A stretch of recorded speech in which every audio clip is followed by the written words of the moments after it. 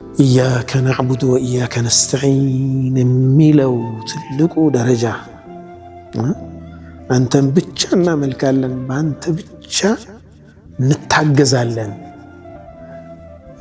ፍጹማዊ መገዛት፣ እጅ መስጠት፣ አዎ በቃ ለአላህ ፍጹም የማደር ጉዳይ ማለት ነው።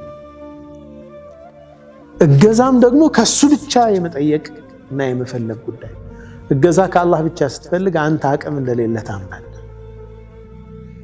አላህን ብቻ ስታመልክ ራስክንም እንደማታመልክ ታውቃለህ።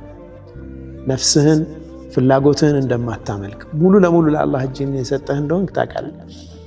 እዚህ መንዚላዎች ውስጥ አንዱ በአላህ ላይ ያለ ፊቃ እርግጠኝነት፣ እምነት ነው፣ መተማመን።